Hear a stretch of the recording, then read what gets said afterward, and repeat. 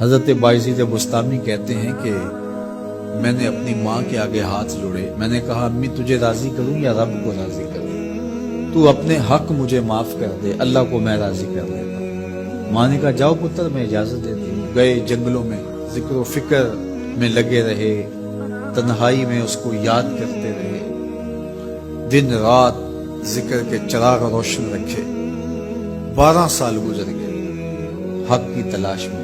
ایک دن واپس بستام کے قریب سے گزر رہے تھے، خیال آیا چلتے چلتے ماں کو سلام کرنا۔ دروازے کو دستک دینے لگے تو اس خیال نے ہاتھ روک لیا کہ ساری زندگی ماں کو سکھ تو دیا کوئی نہیں، اب دکھ بھی کیوں دینے لگے؟ رات کا ایک پہر بیت گیا ہے، سردیوں کی لمبی رات ہے، ماں بستر میں لیٹی ہوگی، تیرے لیے اٹھے گی، دروازہ کھولے گی، دروازے کے ساتھ ہی لگ کے بیٹھ گئی اور ساری رات کاٹ دی، اس خیال سے کہ ماں کو تکلیف نہ ہو۔ جب سحری کا وقت ہوا تو اندر سے جو نالی آتی تھی اس نالی سے پانی آیا، سمجھ گئے میری ماں تہجد کے لیے اٹھی ہے اور وضو کا پانی ہے، تو فوراً دروازے پہ دستک دی۔ اندر سے آواز آئی بیٹا باعزید میں ابھی آئی۔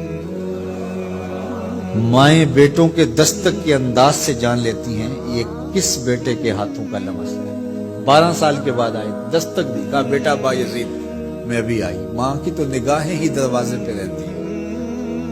اللہ اکبر۔ کہتے ہیں کہ ماں نے دروازہ کھولا، 12 سال جنگلوں کی خاک چھانتے بیت گئی تھی، پراگندہ صورت، بکھرے ہوئے بال، پھٹے ہوئے کپڑے۔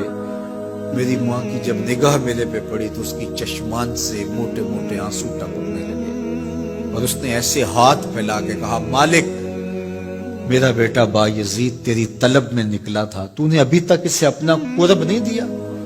حضرت باعزید بستامی کہتے ہیں 12 سال کی ریاستوں سے جو کچھ نہیں ملا تھا ماں کے اٹھے ہوئے ہاتھوں سے مل گیا۔ میں نے کہا مالک میں تجھے کہاں ڈھونڈ رہا ہوں، تو کہاں موجود ہے؟ تو ماں باپ کی رضا اللہ کی رضا کا دروازہ کھولتی ہے۔ جن لوگوں کے ماں باپ ناراض ہیں اور وہ جا کے پیر صاحب کی خدمت کرتے ہیں اور میاں ماں کے قدم چومو، باپ کی ٹانگیں دباؤ، ان کی خدمت کرو، تمہارے پہلے مرشد وہ ہیں، ان کو راضی کرو، پھر کسی شیخ کامل کی صحبت میں آنا، دیکھو کیسے دل کی بند کھڑکیاں کھلتی ہیں۔ ایک مرشد تو ناراض کر رہا ہے اور دوسرے مرشد سے تمہیں کیا ملے گا؟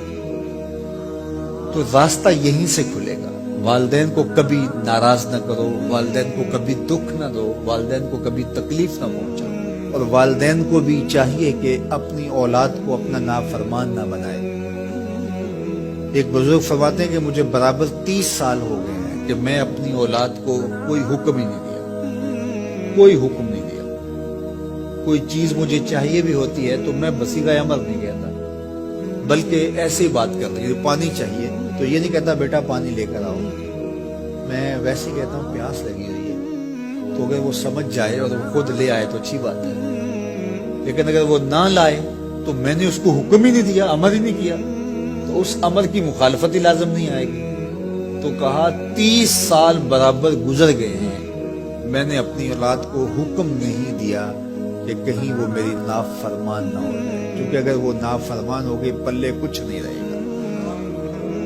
جو اولاد ماں باپ کی نافرمان ہوتی ہے وہ ہوا میں بھی اڑے، وہ چرخ پہ بھی جھولے، وہ زمین پہ گرنے والی ہوتی ہے، کبھی کامیاب نہیں ہو سکتی وہ اولادیں جو ماں باپ کی گستاخ، بے ادب اور نافرمان ہوتی ہیں۔ وہی اولادیں سرخروغ، کامیاب اور کامگار اور بابراد ہوتی ہیں جو ماں باپ کی خدمت کرتی ہیں، ماں باپ کی دعائیں لیتی ہیں۔